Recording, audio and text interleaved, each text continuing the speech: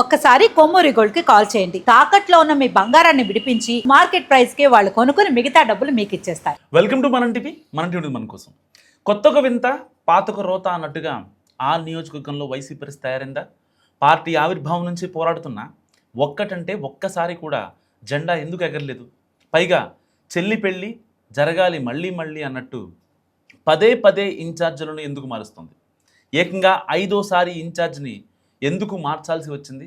ఏ నియోజకవర్గంలో ఉందా పరిస్థితి? టీడీపీ కంచుకోట ఉండి అసెంబ్లీ నియోజకవర్గంలో జెండా ఎగరవేయాలని వైసీపీ అధిష్టానం ఉవ్విళ్ళూరుతున్నా ఎప్పటికప్పుడు ఆశించిన ఫలితం మాత్రం దక్కట్లేదు. క్షేత్రస్థాయిలో పార్టీ బలంగా కనిపిస్తున్నా నడిపించే నాయకత్వ లోపమే దీనికి ప్రధాన కారణంగా తెలుస్తుంది. ప్రతిసారి చేతులు కాలేక ఆకులు పట్టుకున్నట్టుగా ఇన్ఛార్జీలను మారుస్తూ వస్తున్నారే తప్ప వాస్తవాలను తెలుసుకోవడంలో పార్టీ పెద్దలు ఫెయిల్ అవుతున్నారని వైసీపీ క్యాడర్ అంటోంది. ఇప్పటికే 4 సార్లు ఇన్ఛార్జీలను మార్చిన అధిష్టానం అచ్చంగా 5వసారి కొత్త నేతను తెరపైకి తీసుకొచ్చింది. నిన్న మొన్నటి వరకు ఈ పదవిలో ఉన్న పివిఎల్ నరసింహరాజు స్థానంలో యోగేంద్ర కుమార్ అలియాస్ బాబును నియమిస్తూ అధిష్టానం నిర్ణయం తీసుకుంది. 2019-24 ఎన్నికల్లో పోటీ చేసి ఓటమి పాలైన పివిఎల్ నరసింహరాజు స్థానంలో ఉన్న ఫలంగా కొత్త నేత రావడంతో ఉండిలో వైసీపీకి కనీస మార్కులు వస్తాయా లేదా అన్న చర్చ మొదలైంది. ఇప్పుడు దాదాపుగా 10 ఏళ్ల పాటు ఇన్ఛార్జిగా ఉన్న నరసింహరాజు క్షేత్రస్థాయిలో పార్టీని బలోపేతం చేసే విషయంలో 100కి 200% ఫెయిల్ అయ్యారనేది వైసీపీ నేతల మాట. సో వర్గ విభేదాలు తారాస్థాయిలో ఉన్న క్షేత్రస్థాయిలో సమన్వయం లోపించినా నాకేం సంబంధం లేదన్నట్టు ఆయన వ్యవహరించిన తీరుతో పార్టీ పరిస్థితి అయోమయం గందరగోళం అన్నట్టుగా తయారైంది. తాజాగా అధిష్టానం తీసుకున్న నిర్ణయంతో అయినా ఉండి నియోజకవర్గంలో వైసీపీ పుంజుకుంటుందా అంటూ లోకల్ కార్యకర్తలు మాట్లాడుకుంటున్నారు. టీడీపీ ఆవిర్భావం తర్వాత 2004లో మినహా ఇప్పటి వరకు ఉండిలో ఓడిపోయింది లేదు. అలాంటి నియోజకవర్గంలో జెండా ఎగరేయాలంటే క్షేత్రస్థాయిలో పట్టున నాయకుడికి అవకాశం ఇవ్వాలనేది కార్యకర్తల డిమాండ్. సో మరి ఇలాంటి నేపథ్యంలో ప్రస్తుత పరిస్థితి చూస్తే ఒకరిద్దరి నాయకులు తమ ఆధిపత్యం కోసం వారికి నచ్చిన వారికి అవకాశాలు ఇస్తున్నారు తప్ప బలమైన నాయకుడి కోసం ప్రయత్నాలు చేయడం లేదనే విమర్శలు గట్టిగా ఉన్నాయి.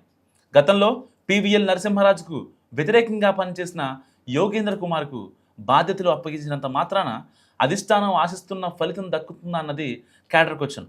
తరచూ ఇన్ఛార్జీలు మారడం వల్ల పార్టీ కోసం కష్టపడే సెకండ్ క్యాడర్ నాయకులు కార్యకర్తలు తీవ్ర నిరాశకు గురవుతున్నారట. కొత్తగా వచ్చే ఇన్ఛార్జి పాత క్యాడర్ను కలుపుకుపోవడం తన సొంత వర్గాన్ని ప్రోత్సహించడం వల్ల అసమ్మతి పెరుగుతుందని అంటున్నారు వైసీపీ నేతలు.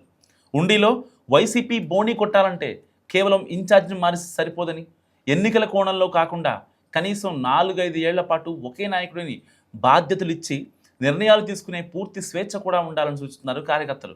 లోకల్గా పాత కొత్త నాయకులను ఒకే వేదికపై తెచ్చి వర్గపోరును నివారిస్తే తప్ప అధిష్టానం ఆశిస్తున్న ఫలితం దక్కదనే అభిప్రాయం సైతం ఉంది. వాస్తవానికి ఉండి అసెంబ్లీ కాన్స్టిట్యున్సీలో వైసీపీ బలంగానే ఉన్నప్పటికీ ఇన్ఛార్జీల వరుసల మార్పుల వల్ల స్థిరత్వం లేకపోవడం ఓటమికి ప్రధాన కారణంగా విశ్లేషిస్తున్నారు. ప్రజా సమస్యలపై నిరంతరం పోరాటం చేసే నాయకులు లేక పార్టీ వెనకబడిందని అంటున్నారు. ఈ రకంగా ఉండి కాన్స్టిట్యున్సీ వైసీపీ కొత్త ఇన్ఛార్జికి సవాలని చెబుతున్నారు.